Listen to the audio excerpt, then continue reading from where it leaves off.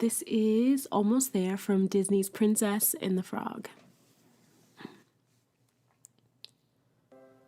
Mama, I ain't got time for dancing.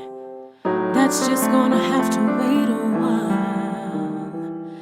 Ain't got time for messing around, and it's not my style. This whole town can slow you down. People taking the easy way, but I know exactly where I'm going. I'm getting closer and closer every day, and I'm almost there. I'm almost there. People around here think I'm crazy, but I don't care.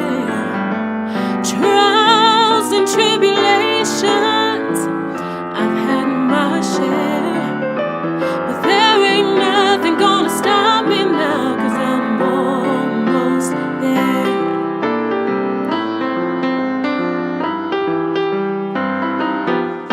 I remember Daddy told me fairy tales don't come true.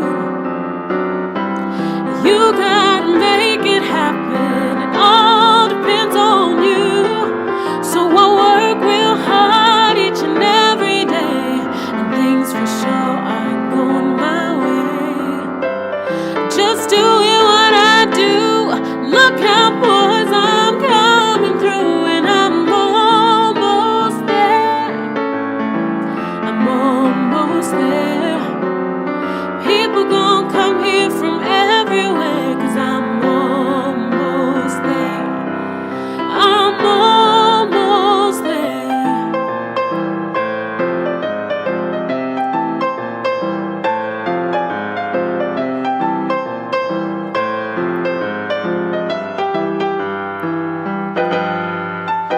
There's been trials and tribulations. You know I've had my share. But I climbed a mountain and I crossed a river, and I'm almost there. I'm almost there. And I'm almost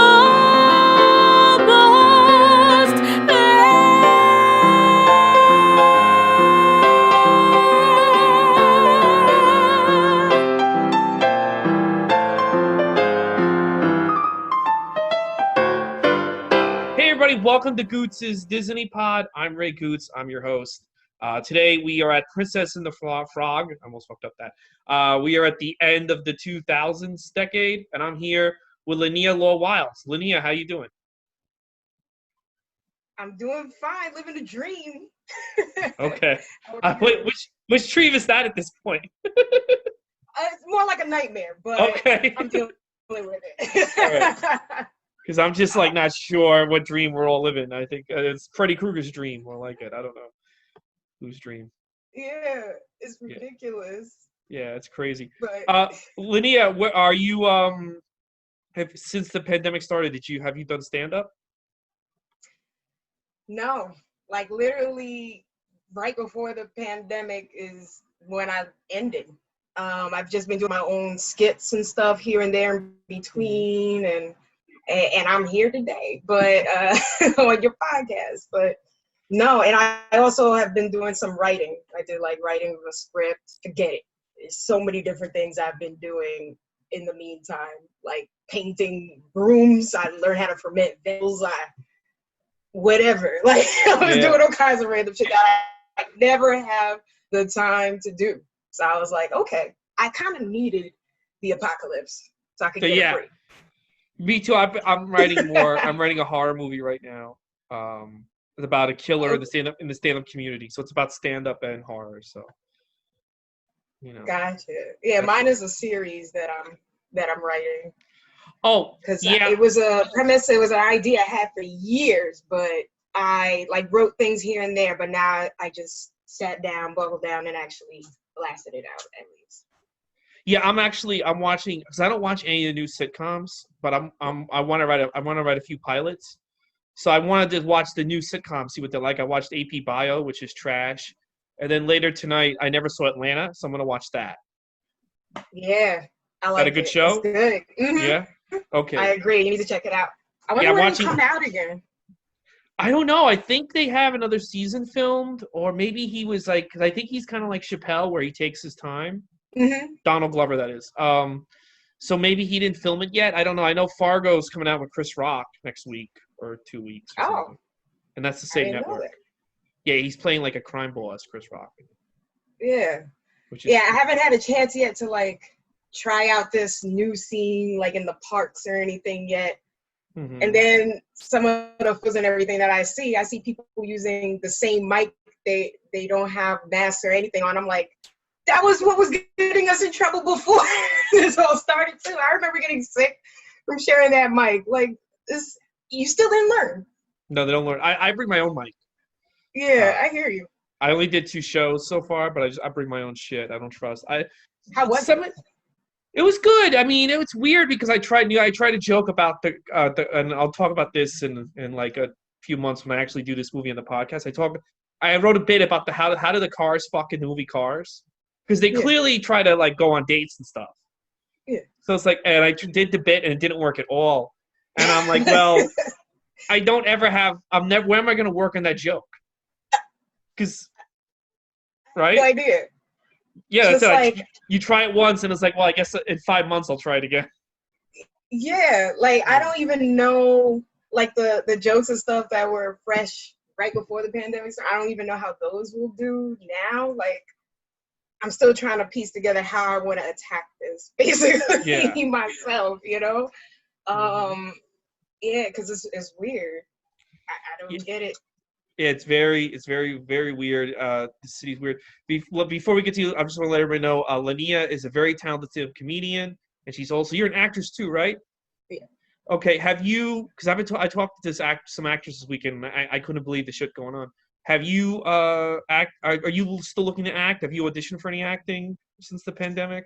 I've had people reach out to me. I'm actually about to shoot a scene also for a web series that I agreed to be a part of before this all went down, and then everything shut down. I had like audition for something for Netflix, but everything shut down. It's just been crazy. I've had people also more recently reach out to me like through those sites like Backstage and everything. But we have to be careful because, you know, like we're in these dire times and we need money and things like that. Mm-hmm. So being in the union, you have to be careful because apparently they're really cracking down on union actors doing non-union work. So I don't know if those other actors address that, but I'm like, come on, this is the worst time to try to get at someone when everybody is in a bad situation. Bad situation. Well, I heard like some actresses were telling me that there's things like casting networks and Backstage. And it's like before you audition, you have to provide a COVID test that says you don't have COVID, and then when you get to set, and these are all free. These projects aren't paid. And then when you get to set, we take your temperature. We don't like your temperature. The project doesn't happen. And I'm just like, so you're doing a project where you don't pay anybody. Everybody travels there. And then one person's temperature is off. And you're like, you know what? We're not going to film today. It's like. Exactly. That doesn't make any sense. No, it's not worth it. It's not worth it. It's crazy. It's like, then why even do this? Why even do a film project right now? Like, how about you just wait? Yeah. Wait to do your web series that no one's going to want. I mean, you know. It is what it is. We need to do it right. I think a lot of people are being hasty because, you know, they want to get things moving again and stuff. Mm-hmm. It's like, I get it, but you still have to have sense. Just like, even if you don't have a temperature, you can have it and you can still spread it with somebody. So even checking temperatures is silly. Yeah, and then like, if the actors have to stay away from each other, because like every casting thing is, oh, don't worry, it's COVID safe and you're not going to be touching the other actors. Well, what kind of story are you going to tell if the actors can't go near each other? Like, I remember there being like a segment on Saturday Night Live about that, like, before things went down too, that they showed, it was like a soap opera and they put like some cellophane or whatever on top of the actors to kiss. It was really funny, but it's like, what are you gonna do? Are you gonna do that? I know for the web series, we were trying to figure out ways to cheat things because my scene that I'm in is a group shot. Like, how are we gonna cheat? that. So we're talking about lenses and. I mean, I guess you could do like. Really... You could do one quick establishing shot, then close up, close up, close up, close up, close up, and then no one's near each other. Exactly. So many close ups. Yeah. But it's wild. Laneya, what made you get into stand-up? And how long have you been doing stand-up? I started in 2013. Mm-hmm. I always loved stand-up, and in my family, we always loved comedy, watched comedy together.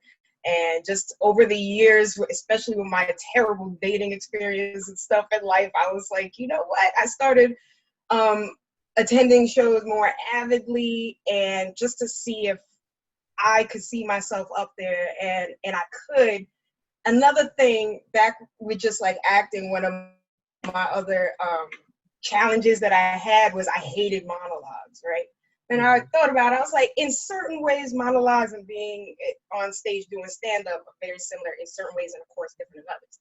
But I was like, if I'm able to master that, I should also feel okay doing stand-up. So there were 2 times I decided to do like a monologue slam, and I did comedic pieces. And when I did those, I almost won. I came in 2nd place, and I made everybody laugh with that. So then I decided to learn how to do stand-up comedy, and kept on doing it. But it was definitely my failed relationships that gave me like inspiration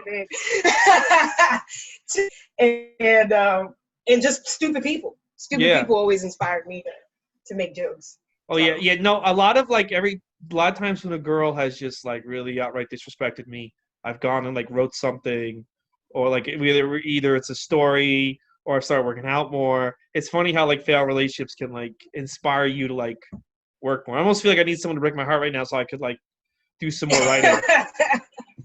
Exactly, right? It's messed up, it's sad, but great at the same time. And you can make something beautiful out of something terrible. I also remember when I was younger, there was this kid, Milton or whatever, he always used to crack jokes and stuff on me and try to like humiliate me in junk in class.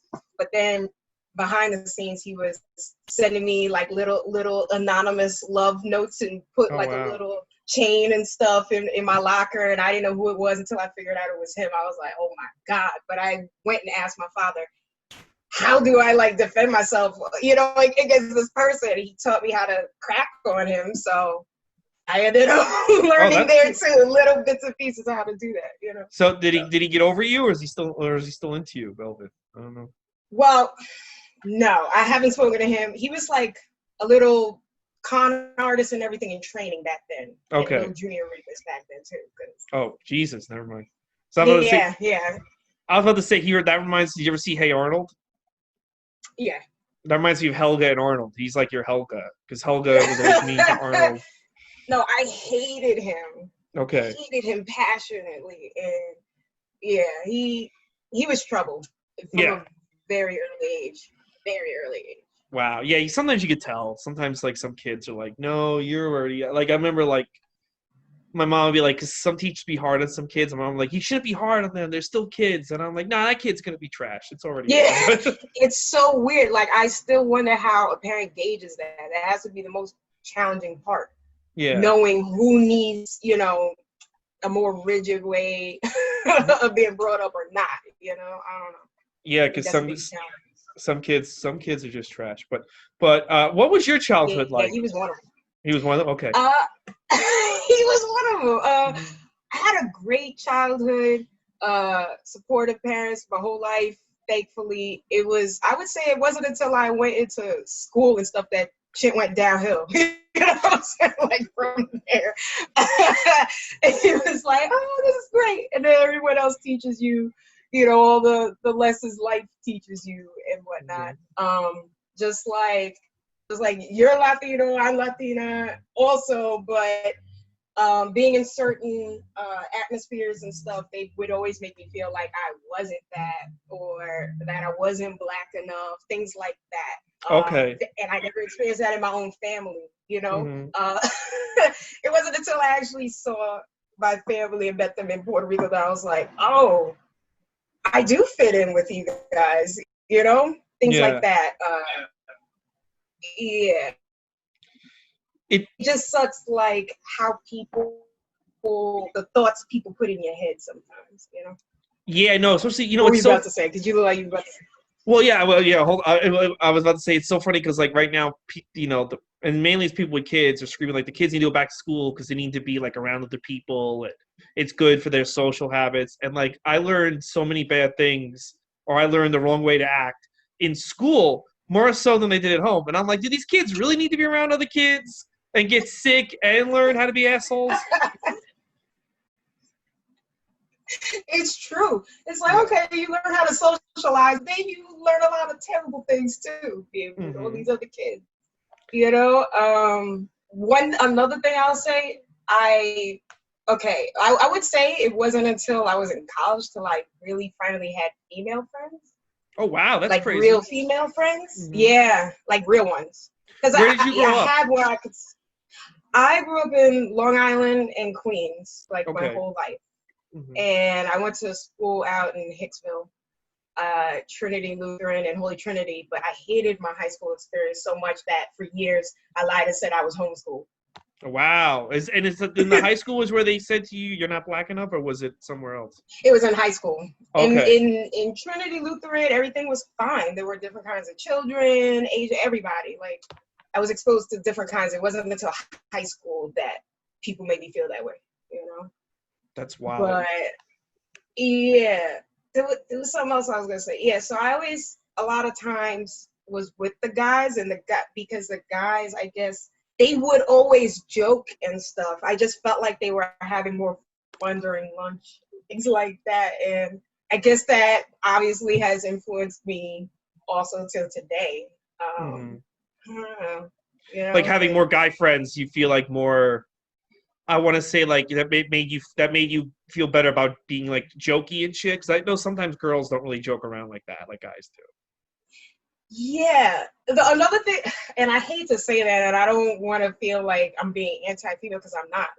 Like I said, I have great, strong, funny female friends and stuff now as an adult. But like I had my best friend, and she, I guess, outgrew me. I don't know how you outgrow friends, especially if everyone actually grew mentally. I could see if somebody is still mentally in the same place as they were when they were younger, but you don't just stop caring about somebody still, even if you guys might have different interests. That's just how I am. I don't know. Everyone's not like that, clearly. But yeah, I noticed whenever I was younger that the female sometimes would take certain little things a little too personally, a little too seriously, and then I just got tired of all of that.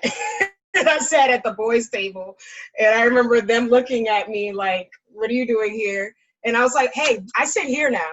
And then I did like for the rest of the time, and we always laughing, and it was just really casual. Oh, that's cool. Yeah, no, that's true, man. Like I've noticed, especially since this pandemic started, like people, especially younger people, and when I say younger, I mean people in their 20s, right? They'll say stuff to you when you're friends, like, "Oh, I love you. I can't imagine my life without you." All this shit. And then, like, they just vanish one day. And you're like, wait a minute, why'd you say all that? I don't say that goofy shit unless, like, I actually mean it. I don't just say that just to say it. And I feel like so many people say these heavy statements. Like, you would say, like, "Oh, good job," or like, "Oh, have a great day." You know what I mean? And they don't really mean it. And that's the thing, like, you think someone is like really close to you, and then like they just stop calling, and they're just like they don't respond anymore, and you're like, "Oh, I guess you just said that shit because you have diarrhea of the mouth. You didn't really fucking mean it." Exactly. A lot of people do. Just like I had to learn, like, everyone's not your friend. You know? I'll be like, "Yeah, my friend this, my friend that, my friend." No. There's so many acquaintances. Well, I'm still learning. I learned in stand-up when I stopped doing the show at Caroline. Some comedians were only my friends because they thought they could get shit, and then like, oh wait, you were just here around so you get shit. Okay, never mind. Yeah, exactly. I'm still learning that now, and I'm 40. I'm gonna be 40 in 5 months. So I'm still learning this shit. So. Didn't the time fly? Well, this year has flown. Some other years have dragged. This year, yeah. Exactly. I could do another 5 years of quarantine. That's a whole other conversation. Were you into cartoons? Yeah, other people next year. I'm like, calm down. Yeah. I don't want to rush that yet. Yeah, I don't want to rush back. I really feel this is like the most chillest I've been since I was a little kid. I don't feel any pressure. I don't feel no dramas really in my life anymore. If people start drama, I'm just like, I don't got time for that. And I just put on the television and tune them out. I don't know. It's been a nice time for me. I don't know how you feel. That's good. Same for me. Like when people were really complaining and everything, I'm like, I must be a weirdo because I'm really enjoying myself and Yeah. in this time. I just have always been also the type of person who made the best out of, shitty situations. Like if there was a blackout or something, I was having the time of my life. I was Yeah. I remember I called it like blackout biscuits and stuff on the stove, and we were reading and listening to music, all kinds of different stuff. I just know how to entertain myself. Yeah, like my friend watched the worst case scenario documentary about the pandemic, and he was like, if the hospitals get really bad, the electrical grid could shut down for months. There's no electricity. What are we gonna do? And I'm like, I got plenty of books. I don't know. I'll just read books during the day and sleep all night. That's all. I mean, that's how I feel. Yeah. I guess I won't have anybody annoying me on social media because my phone will be dead for like weeks on end. Whatever. To be honest, like I took a hiatus from social media, and I always used to do that. Like once a year, I would take it for a couple months or so, and it's just refreshing to do. I would never get back on social media if I didn't have to. Yeah, if I wasn't a comedian and stuff, I would never be on social media. Yeah, I can't wait to make enough money to be able to just hire someone to handle it. That's right. Yeah, no, that'd be dope. Yeah, I feel like, because I gotta promote my podcast and I gotta promote like my comedy shows when they weren't there. But like sometimes it's so negative too, especially Twitter. Twitter is so negative. Everything's the end of the world on fucking Twitter. Too negative. Yeah. Facebook, I'm tired of learning how many people I know are just racist. Idiots. Like I'm trying to learn that. Yeah. I'm tired of that. So I just hop on it, like you said, like for business and stuff, and then I gotta be out. Yeah. I can't take it. And I was so disappointed so many comedians thinking this shit was fake. I mean, I have so many friends who are nurses and EMTs, and hearing people talk about no one's really dying. And I have friends who lost their parents and shit, or their uncles or their nieces, and it's like it's disrespectful. I gotta admit, like it's disrespectful. It's beyond. If my mom died of this, and there's a few comedians who I'm friends with, but the shit I say them right. My mom had died from this, I would have go find them and punch them in the face. Like, don't put that shit out. Like you're disrespecting my family. Yeah, and so many people were doing that. I'm like, how am I giving my condolences every single day, but you want to say this is fake? Yeah. How are you doing this? It's the weirdest fucking shit. So, like, yeah, but social media is real negative. But let's talk about something more cheerful. Were you into cartoons and Disney films as a kid? Yes, I was into all of them. I loved Aladdin, I loved Little Mermaid, Lion King, all of that. I was one of those girls that played both like with like dolls and the Teenage Mutant Ninja Turtle figures. There you go. Mm-hmm. I was in love with Teenage Mutant Ninja Turtles. Oh, that was the best. Yes. I swore I was April. And and man, yes, I played like basketball and everything, and I played with the figurines and watched all the cartoons. Okay. It's so funny. I used to act out on that one too. I used to act out like the intro scenes to cartoons. Oh, to Ninja Turtles and stuff? All of them. Like, all of them? Oh, okay. Yeah. Okay. I was into it. Yeah, it's so funny because like I've been going through my toys now, and I forget how many girl toys I got as addition to boy. Like I got G.I. Joes, Transformers, Thundercats, but she also bought me Rainbow Bright, Strawberry Shortcake, and it's so but it's so funny because like I really just wanted those toys because I was a spoiled brat. Like that was what it was. It's like, oh, I don't care that's a girl's toy. I want that shit too. So my mom bought it for me. But I actually like Rainbow Bright, Strawberry Shortcake even now. Kind of reminds me of being a kid. But it's so funny. I was into them too. Oh, so you're really Rainbow Bright, Strawberry Shortcake, yeah. And, Gem. I had a glowworm. Oh, the glowworm was dope. The original My Little Pony. This new stuff. This new shit, some perverts took over. I don't know what's going on with that new My Little Pony, but I can't even bring myself to look at news. For some reason, I just, like, I'll sit down and watch. I'm like, no, this is not how it's supposed to be done. I'll put on the Cartoon Network, and I just am like, well, I don't know. No kids really watch it now, and I'm like, there's a reason why kids don't watch this shit. It's like goofy, weird. It's like, I don't know. But I used to love girl and boy if toys. I'm gonna watch cartoons, Old school. If I'm gonna watch cartoons, it's gonna be on Boomerang or something. Oh, Boomerang, yeah. Or I have all the DVDs. I stocked up, so I was watching like Thundercats the other day and shit. Okay. Yeah. Nice. Yeah. I used to watch DuckTales, Darkwing Duck. All right, yeah, Darkwing Duck is fucking good. That was when Disney was really. They had the movies, they had the TV shows. It was really good. Rescue Rangers. Yeah. All of that. All that. All right. Now, Tailspin. Fucking, what was the other one? Gargoyles. Everybody loves Gargoyles. People swear by that. Oh yeah, Gargoyles. Mm-hmm. Yeah. I still haven't seen it. That was like, there were a couple that I didn't really watch. Well, I didn't get into Bonkers. I think Gargoyles was cool. Which one? Bonkers, the one where the little cartoon guy becomes a cop. Did you ever see that one? Oh yeah, I didn't watch that either. No. I looked at Doug. I remember Doug. Doug.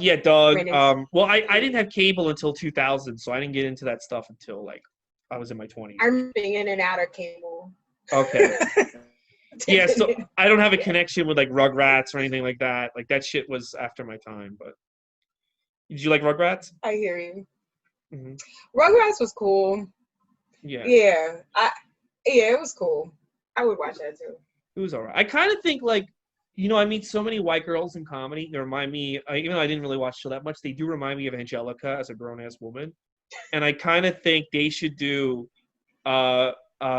Angelica as a 30-year-old woman in New York, being the same as she was a kid, because like, but make it like a rated R show. But it's the continuation of Rugrats, because there's so many women that when I meet them, they remind me of that character.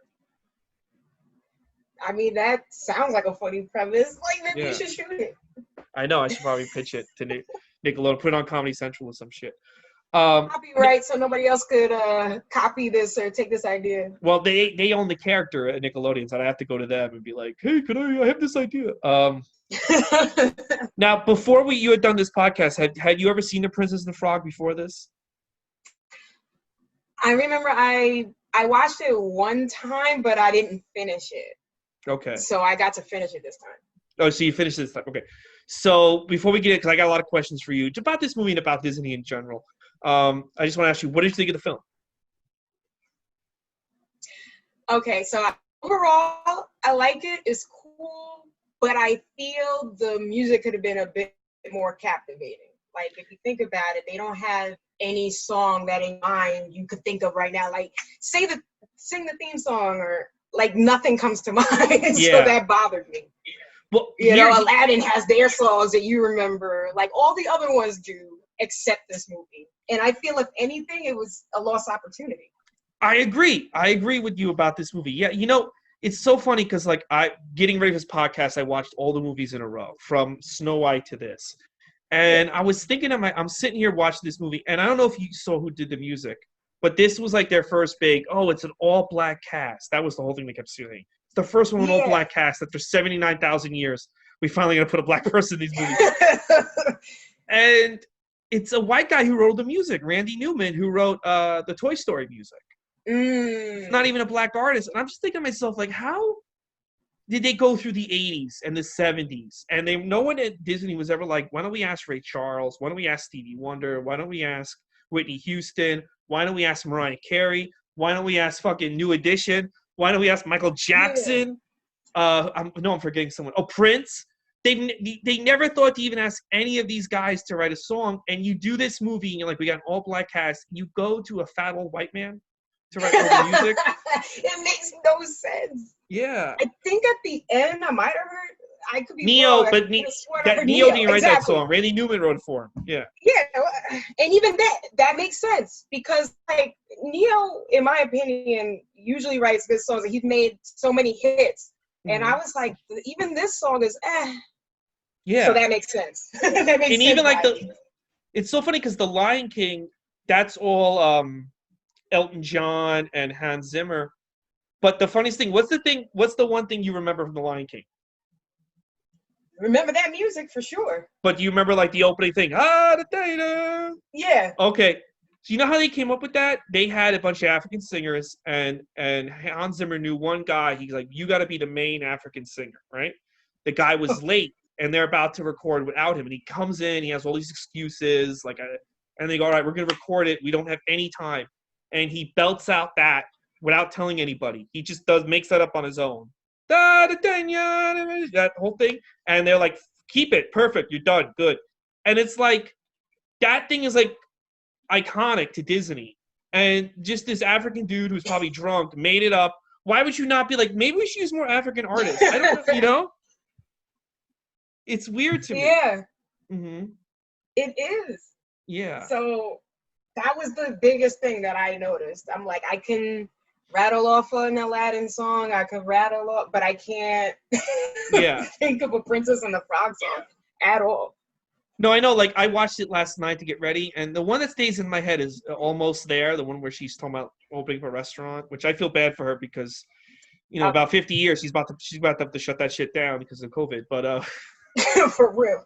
Yeah, you're gonna have a sad old age, lady. Hope you save when you find this restaurant. But yeah, for real though. Yeah, that's the whole thing. The one thing about the though. movie is I'm like watching like this. She's gonna be fucked in her old age. This woman, her and the prince are gonna be fucked, dude. I hope they take out a loan. There were, yeah, for real, right? Yeah. There were like so many different things though. Like, I kind of laughed in the first scene where Charlotte and what's her name, Tiana, when they were listening. When they were listening to the story about kissing a frog and everything. And Tiana, she's like, I would never kiss a frog. And she's in like a frog outfit. I thought that was a weird choice. Mm-hmm. So, I would never kiss a frog. And then winds up on the cover with a frog in her hand. It's like.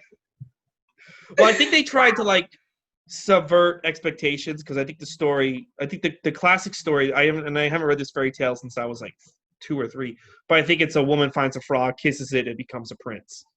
And this they try to like where she becomes a frog, he's a frog. Real quick, if you haven't seen the movie, it's about this girl Tiana who's poor. She wants to open a restaurant and sell gumbo.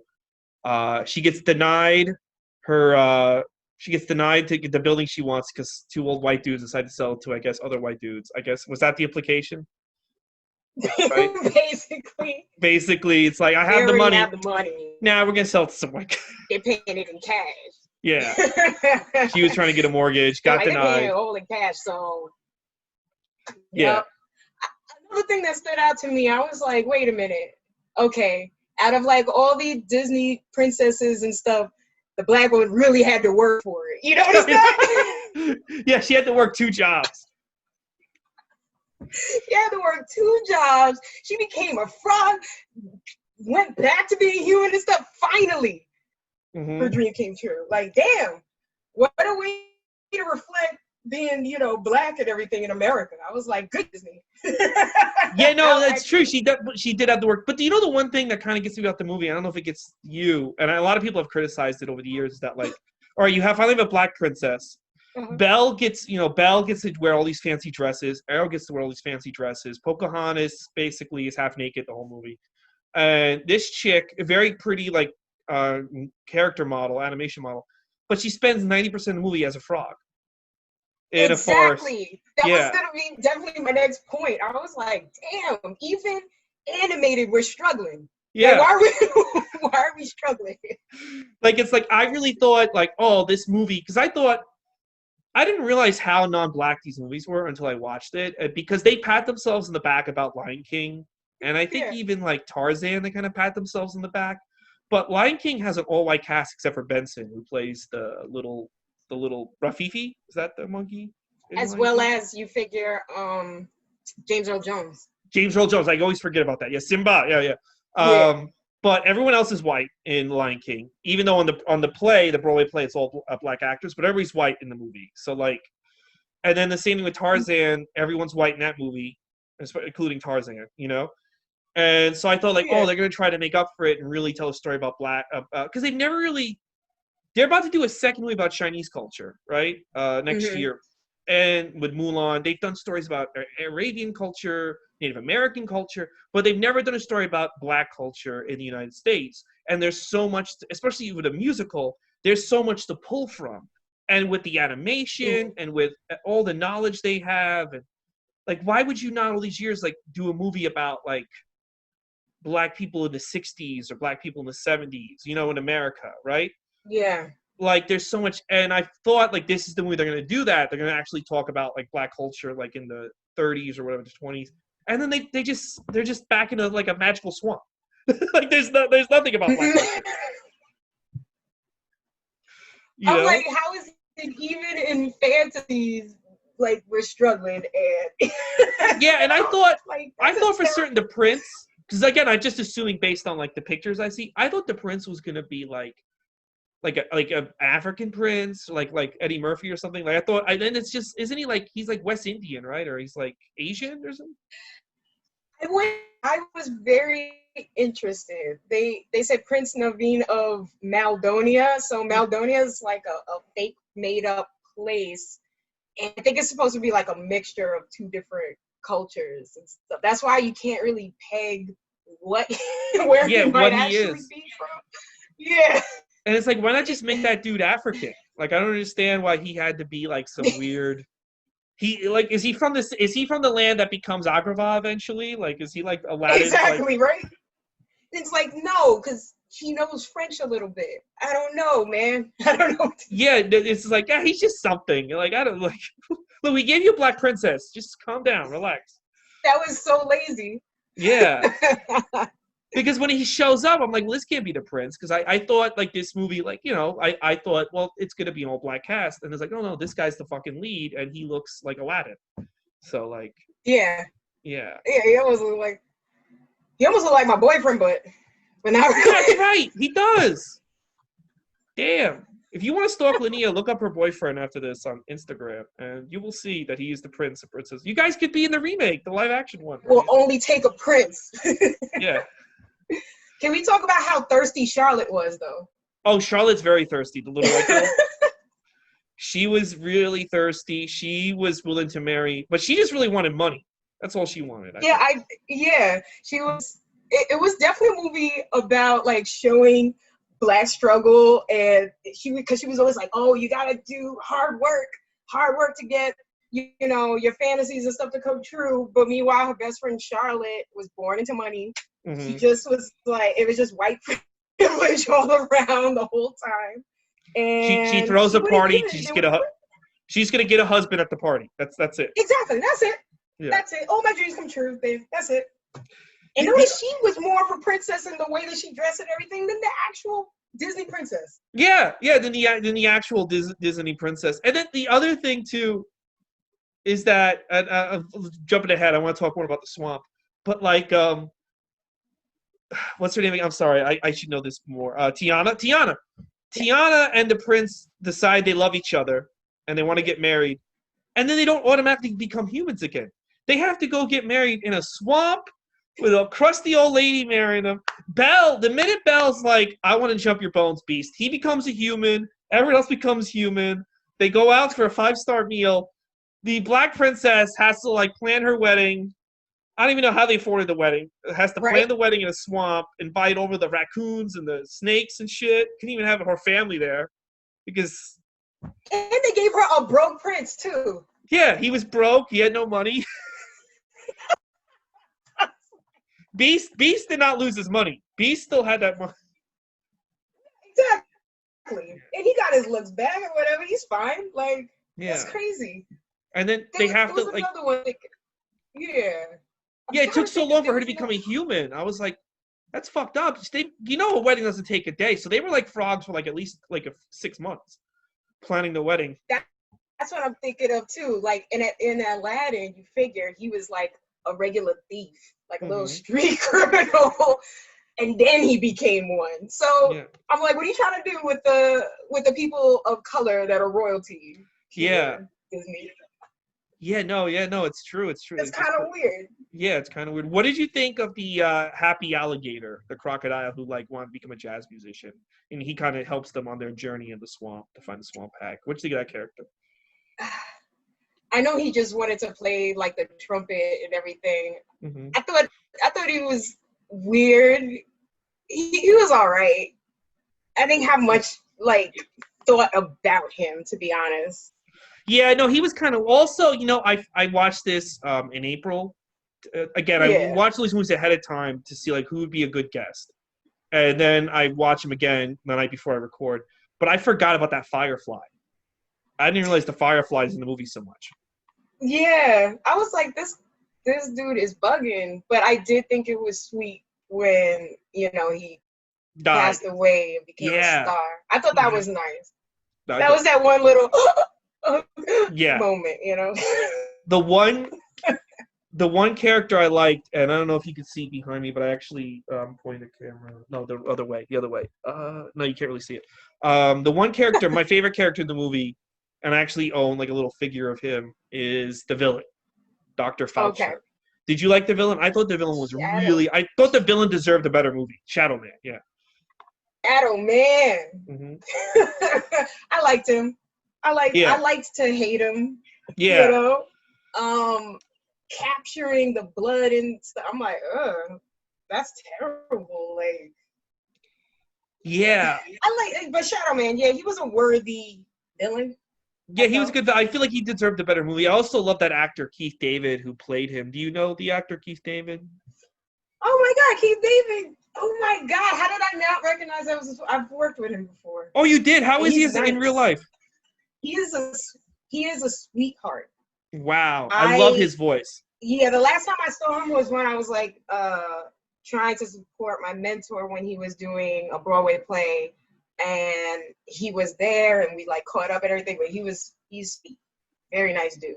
Yeah, he's such a great actor. He I feel like he gets his due, but he also doesn't. Like I know. I almost think he should do better. Yeah, I almost feel like Disney, like when they were pitching this movie, they like had like a 3-second conversation, like call Keith David. I bet you they didn't even audition anyone else when they came up with this character. Like, nope, that's gonna be Keith David.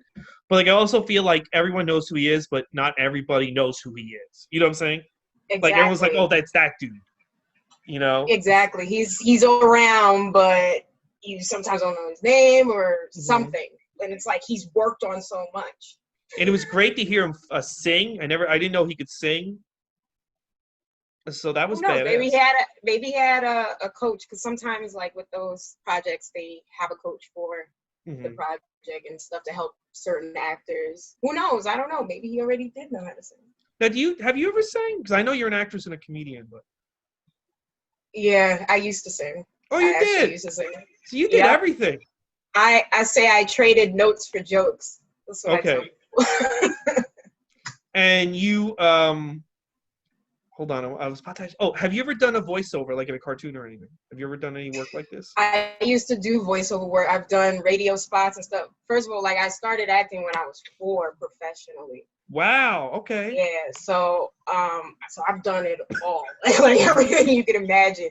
Like I said, I was about to audition for Netflix back in March. That sounded promising. That was actually to do dubbing for certain foreign movies on Netflix. It would have been my voice, for the English dub.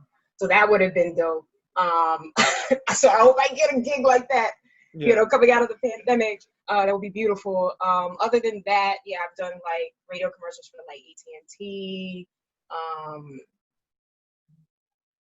I've done it for Lufthansa. I've done it for different companies.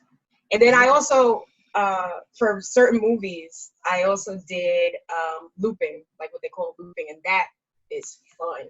Is that like the background noise, like if the characters are at a party or something and there's people bullshitting in the back? Okay.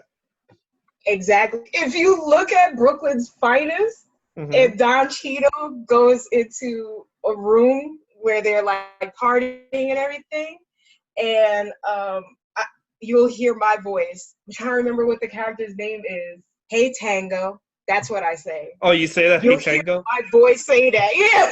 That's great. That's funny. Yeah, so in random movies, you can hear my voice and you don't even know that it's me. Okay, cool. That's wild. I gotta watch that movie now. So yeah, so you've done it all, man. You've done stand up, you've done singing. Did you ever like sing in a musical or a play or anything? Or? I've done one. Well, I've done others, but the last musical I did, because believe it or not, I'm not big on musicals. Mm-hmm. I actually prefer doing straight plays. Okay. It was a gospel musical. Oh wow. Okay. That I was involved with. Yeah. Mm-hmm. I actually have a clip on my website from it if you wanted to see. Okay. But, yeah. So yeah, we gotta check that out. Yeah, like so that was a different experience for me for sure. So I literally have tried multiple different things. I just believe in being dynamic, I guess. I don't want to be bored. Why? No, Why and it's good. You can't focus on just one aspect. Like I was talking, like I knew this girl. I thought she was first of all, I thought she was beautiful, and I thought she was a super talented actress. But she didn't want to do anything that she didn't want to do any photo shoots that sexualized her, I guess, or made her look attractive. And this girl looked like she looked like to me, she looked like a model from the 40s, like a pinup model. And she didn't want to do any screen acting. She only wanted to do stage acting. She was strictly stage. And she didn't learn anything. And she became a puppeteer. And I was talking to a friend that we used to know her, and we were both like, what is she going to do? Because she didn't do, like, Sesame Street puppeteering. She did, like, weird, like, artsy puppeteering. Where I'm like, first of all, she doesn't have any skills. She didn't utilize her looks. She didn't do anything. Like, and when the theaters reopen, they're not looking for weird puppet shows. They're going to want, like, look, we're about to go under. We need shows that draw. We need projects that draw. And I just feel like, like if you're going to be in the arts, you got to diversify yourself. I agree. Mm-hmm. Yeah. Like I know just you don't like even in the comedy world, it bothers me. Like at least then it used to bother me because sometimes I did encounter people who had like an air like, oh, like you don't just do stand up kind of thing. I would feel that, and I'm like, I feel you need to be involved in different things at least to some level. Yeah, well, because like when things start up again, like you could audition for even I don't know if you want to or not, but these are the options. If you like, I need money. You could audition for a singing role. You could audition for a stand-up gig. You could audition for acting, voiceover, this, that, and the third. You weren't like, I don't want to do this. I don't want to do this. I just want to do this one thing. You have all these options when things start up again. Exactly. Yeah, like me, I do have, when it comes to acting, I do have a preference of being on screen, doing TV and film. But I'm also a stage actor and in the union for that too, so I could still do that. Yeah. Like the last project I actually worked on that was bigger. I actually had She's Gotta Have It. They actually flew me to Puerto Rico and everything, and I had a whole scene and a whole speech in front of a crowd, but they took it out, and I was so sad about it. I have the scene. It's even that is on, like, at least I have the footage, but that joke made me so sad. That sucks. Because it was a powerful speech as well.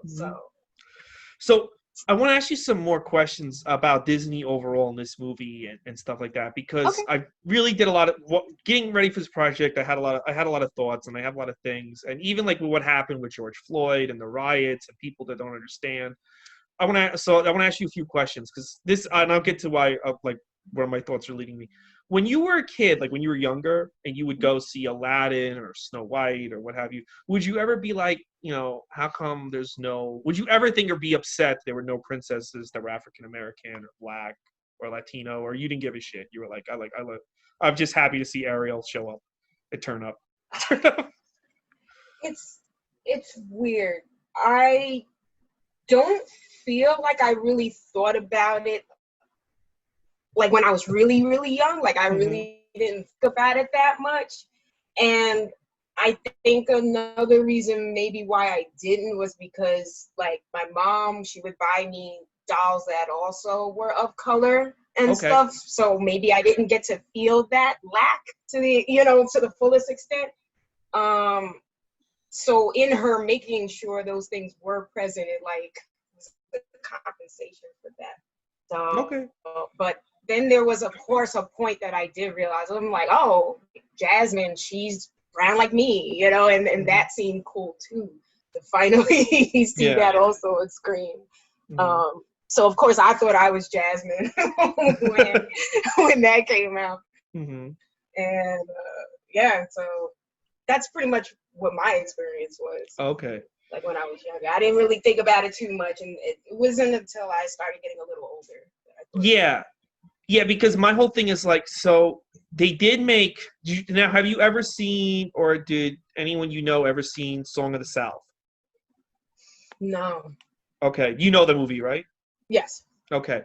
I've never seen it, but I remember people that have seen it have said, okay, so it's a little dated and some stuff is racist, but it's not as bad as everybody says. And there were people out there that were like the main guy, Uncle Remus, the main character.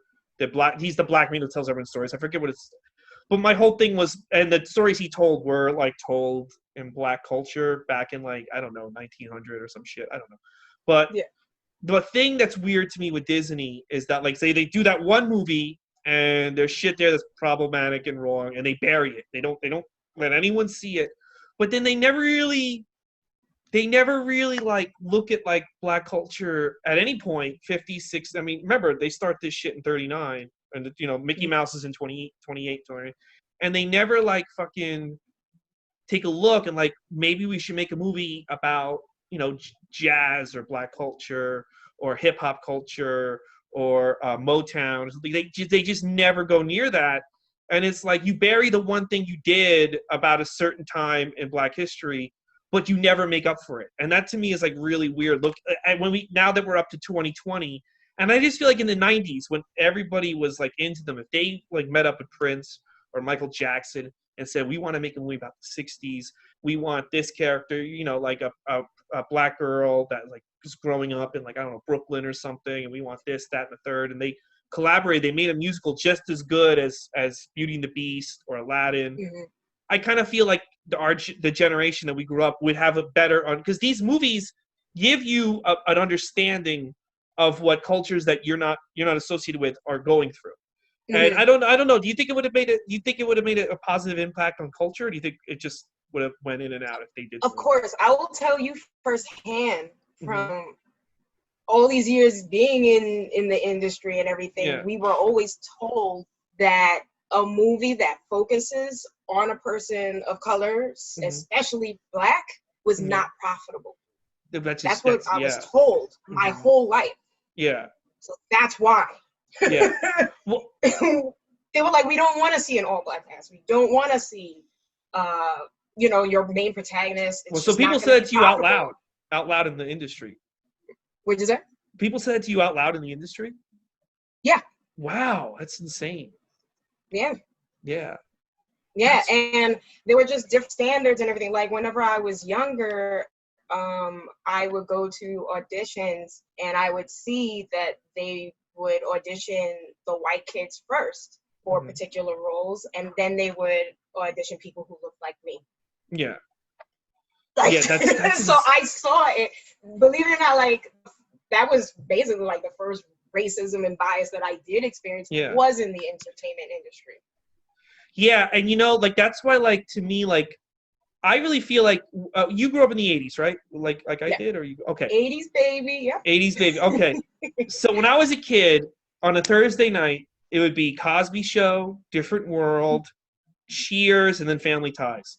So you're seeing like a whole cult. You're seeing, you know, you're learning at 3-4 years old about black families that are wealthy and thriving. You're learning about black kids in college, and then you're seeing like, you know, Ted Danson trying to fuck Shelley Long or whatever, and then Michael J. Fox, whatever. So you're seeing like all different parts of the country one night with your mom and your dad, and there'd be episodes where Bill Cosby would stop and he would break down the civil rights movement to Theo. But I'm watching that as a white kid. Well, I'm also Mexican, so I'm not. But anyway, we're watching it, and my mom would be like, "That's true," and she would like give context of what she saw, what she went through, and so would my dad, and it would start coming. And now you don't see that shit. Like, it's just all, I think, kind of Friends ruined it's TV. Weird, and it's kind of backwards. Yeah. Like, really? Like, with all the things that were still, not going well for people of color stuff, they still at least had those shows. Mm-hmm. And you would expect a show like that nowadays. And they don't. I mean, they have Blackish, but I don't know anyone who watches that. Do you watch that? I've watched it. I actually have like Blackish. I actually like the other show on Netflix too, Black AF, Black as Fuck. Black as Fuck. Okay, yeah. Yeah. See, Netflix. I'm always like, I'll put on Netflix, and I'm like, how the fuck did they make all these shows? Like, I'll log off for a week and I'll log back on. I'm like, how did they make 92 new shows this last week? Like, how the fuck do they have this money? Just pumping them out. Yeah. That's it. But see, like, that's why to me, and I don't want to get conspiracy theories. I do believe Bill Cosby did what he did, but it's weird to me that's the show that they're burying, when that show was like such a positive, it had such a positive message and brought so much positivity into the world. Yeah. And that's the show they're burying, and like no one wants to rerun it, and you're an asshole. Like, I bought the DVD set and some white woman told me I was an asshole, and I'm like, I love this show and I know he did, but when I have kids, I want them to see this show. You know? Yeah. I mean, I completely agree with you, to be honest. We're in a weird time because remember, like back in the Hollywood era and stuff, there were people still doing dirty things that were creative, but we didn't know about it. Yeah. Now we're getting to learn behind the scenes, like what's happening in someone's life off camera all the time. Yeah. So we're trying to learn how to deal with this, and we don't know how to do that yet. So it's like, what's the line? Yeah. This person's an abuser, but I like their music. This person, like, and it's hard. And I get that he was an asshole, and I get that he belongs in prison, but also I'm like, Different World and Cosby Show put out so much positivity that just to try to do a thing where you like, he can't get money off the reruns or something, I guess, but make sure like Felissa Rashad and Raven Simone get the money. But like, I just feel like that show should not be taken off the air because there's so much positivity and so much valuable lessons for families and for people to learn. You don't want to lose that shit. But I almost feel like there's forces in the government that want the message of the Cosby Show and Different World to go away. They don't want you to have, you know what I mean? They don't want people to see those types of characters. That's just my conspiracy theory. I mean, it's a good point, and it's a possibility. I don't put it past anything in 2020. Yeah. Anything is almost anything is possible as we keep being shown. Oh, yeah. It's just ridiculous, but like I feel like we are trying to learn, like, hey, do we throw out the baby with the bathwater with these kinds of cases? Like, that person is a piece of shit and everything that they've ever created should go with it? Or do we learn to separate the artist, or the art from the perpetrator? Basically, like the person who and also like things, the art with the time, like, like there's a lot of stuff in the 30s and 40s that they have racist shit in it. And I was reading comic books, even like old Batman comic books was racist shit. But it's like, do you hide that, or do you like, look, this was part of the culture. It is what it is, but just remember it's of its time, and we've moved past that. But it's weird to me. The other thing, what you said, the all black cast. No one wants to see an all black cast. This was an argument I had once with a white comedian. I said, I think it's bullshit that, remember they cast Michael Jordan as the Human Torch in Fantastic Four? Yeah. Okay, I said, I don't think they should have cast him. That's stupid. And he's like, why is that stupid? He like wanted to catch me like that I was like a white supremacist. I'm like, well, the whole Fantastic Four should be black. If it's because he's the brother of Invisible Woman, should make the whole Fantastic Four black. Well, they can't do that. And I'm like, why can't he do that? Well, then no one's going to go want to see it. I'm like, I want to see it. I'm like, you know why they won't do that? It's because, like, why should the goofy guy, why can't Mr. Fantastic, he's like the smartest guy in the world in Fantastic, I go, why can't that be the black guy and the Human Torch be the white guy? Well, the Human Torch is black, makes more sense because he's like goofy and wacky. And I'm like, why is the goofy guy got to be black? Why can't the smart guy be black and the goofy guy be white? He's just perpetrating those stereotypes again, with that kind of frame of thought. Yeah, and it's like, well, he was like, nobody's going to go see. We can't be taken seriously? Yeah. Why not just, if you're gonna make one character in the Fantastic Four black, just make the whole team black. Who cares? Like that's much better than just making the retarded member a black guy and all the smart members are white. You know? No, that's too threatening. That's too much. It's too threatening. Yeah. No. No, you can't have the smartest man in the world, a black guy. No, come on. This is now you're going crazy. But all in all, like, I like this movie. I feel like their heart was in the right place, but I'm like, you really need to do a do-over with the Black Princess thing, I think. I think they need to do it soon. I agree. Yeah. I agree, because it like I said, the music was mediocre. There's certain things like the whole staying a frog the majority of the time. It was just different. I'm like, okay, great. We got the first one out of the way. Keep them coming. Yeah, keep them coming. But now it's been like 11 years, and they're doing their second Chinese princess, and I'm like, all right, I get it. China basically owns all of us now, so you have to keep coming out Chinese princesses. But I don't know. I think China would enjoy a princess from Chicago. I don't know. I'm just thinking out loud here. Right? Yeah. But wow. So all in all, what would you give this movie out of 10? Out of 10. Okay, because I went on like a scale of 5. Okay. So I would say maybe 7.5. Oh, that's pretty high. 8. Yeah, 7.5. I mean, I love the animation. It's beautifully animated. Mm-hmm. I think the 2D. Do you prefer the computer animation or the hand drawn? I love the hand drawn better. Yeah, I was gonna say hand drawn is my thing. I do like the realism that sometimes is created, like in Moana. That like the way they made water and stuff look. I was like, whoa, that looks real. But I do love the hand drawn. Okay. Did you watch Hamilton? I did. What'd you think of that? I know you hated it, but I enjoyed it. I hated it. It's just so weird I don't know. I just was like, again, I'm what just was like. It that you hated? All these are white dudes, like Thomas Jefferson. He's a rapist. Yeah. He had slaves.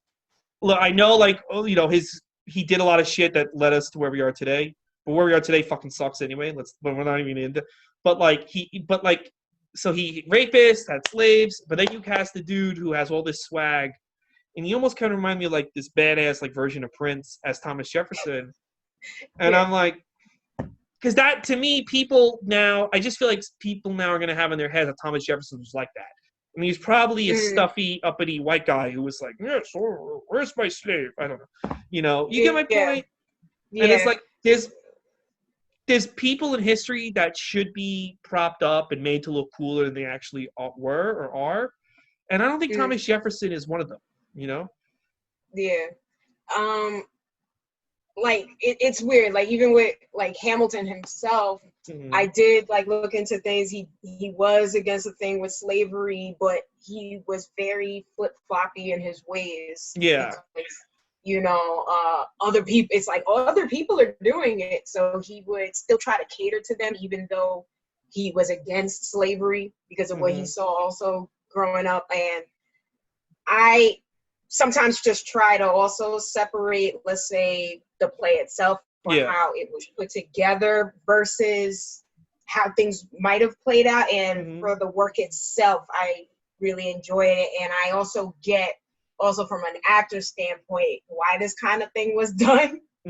Also. Oh, no, I mean, I think this was the only way I think you can kind of give hip-hop culture to, like, conservative Americans, people like Ted Cruz love this musical, people like Bill Clinton. It unites everyone because it makes everyone who formed the country look like cool badasses. And people want to believe that. You know? Yeah. Ted Cruz wants to believe he has swag like Prince, even though he doesn't. And not only that, like, actors and stuff on Broadway, on notices and everything, the way that they would type what they're looking for characters, it's like, let's be real, they're just looking for white people. There aren't that many opportunities for people of color too. That's true. So it's like, I get it from Yeah. No, I get it from that. I get it from that angle. I don't know. It was just like, it just felt like it felt like we're doing propaganda for terrible people. That's you know what I mean? Like, you know, like, because I feel like people are I gonna get leave and be that. like, I get that point of view too. yeah, It's just, I guess you could say it's just as bad as having, you know, like the Christopher Columbus oh statues yeah, and things like that too. It's he like should do Christopher Columbus next. get a new hero. Yeah, you know, like it would be dope to see. You know, it would have been dope if he did a musical like this for Jesus. That would have been cool. I don't know. Oh wow, imagine. No, he'd be chased out of town because if he had Jesus sing a song to Mary Magdalene that like he like thinks that she's the best, people would fucking riot, even though that's what he Yeah, because I'm like in Hamilton they cursed and stuff too, so I wonder how that would go together. I know people like I don't know people. I love the people that like love Jesus the most. Like have no idea like what he really was about. It's hilarious sometimes. Like, you want me to die for y'all motherfuckers? Imagine if Jesus came off like that. I'm not gonna go on that cross. Yeah, he's like singing a song about not going on the cross. Fuck that cross. I ain't doing that shit. That would be hilarious. That'd be great. I think I would actually watch it. Oh, I would go. He does a play about Jesus. I would. He should do it now with no audience and just put it on Netflix or Disney Plus because it's like, what else do we have going on? That'd be fucking hilarious. Laneya, yeah. So listen, I'm really glad I got to talk to you about this movie because, like, to me, this was such an interesting movie to get to because it was a return to 2D, and I'm like, okay, finally they're going to address Black culture, and they just kind of ignored Black culture and spent time in a swamp with the magical witch doctor and shit. You know. But I'm glad I got to get your thing. I realized. Do you remember near the end of the movie in The Princess and the Frog? Did you realize, or do you remember that Charlotte was kind of like a pedophile on the low? Oh no! What happened? Tell me what was she doing? I forgot. Yeah, like after Tiana and Happy and stuff, she said something like she was trying to get with Naveen's 6-year-old brother. Oh yeah. Well, I've already waited this long. I was like, that's creepy. That's how thirsty Charlotte was. Thirsty as hell. Oh yeah, I forgot about that. And you forgot about that, right? Yeah, because I was still focused on the Firefly dying. I was like, and that shit was. I did like. You know what I did like? I did like the fact that the princess defeated the villain. That she was the one. The prince was the one who got captured at the end. Towards the end, Keith David kidnaps the prince. The princess has to save him. I did like that. Yeah, and it was nice that technically because he married her, that's what made her a princess. That was why when he finally kissed her, they both became human again. And also, the thing I did like was privilege didn't win in the end. So I'm happy. Well, the other thing too, the worst part though, she's the only princess who still has to work 7 days a week. Yeah, exactly. Yeah, that's like I said. Like really? Yeah, Ariel has just been sitting on her ass since 1989, eating bonbons. But, you know. Ooh. Oh man. Laneya, where can people find you on social media? You can find me on it's my name, LAN as in Nancy EYA WILES. So I use that as my tag for everything to keep things simple. That's Twitter, that's Instagram. I also have my website, LaneyaWiles.com, where you can find out things that's going on with me and where I'll be. Yeah. And you'll be somewhere eventually. I mean, exactly. Not right now, but. Yeah, I'll get back on my skit game because the last skit I did pretty well. I got like almost 15,000 views. Like, oh, was that on Instagram? Yeah, it's about ignorance because it's so rampant right now. Oh, my God. It's beyond I had to rampant. make something about it. Yeah. Guys, if you tuned into this podcast because you enjoyed Princess and the Frog, Disney, or Laneya Law Wiles, it's your first time listening, I just want you guys to know we've done every movie from Snow White to this. Next week will be our 50th episode, Tangled, with, I know, right, with Lori Palmentary. Please follow us on social media, Goots' Disney Pod on Twitter and Instagram. Subscribe on Apple Podcasts or whatever you get your podcast. Please give us a subscription. Write us a review. And follow me, Ray Goots, and on all types of shit, Twitter, Tumblr, whatever the fuck it is. Thank you for Hey, having me. Laneya, thank you for being on the show. And guys, we'll see you next week for Tangled.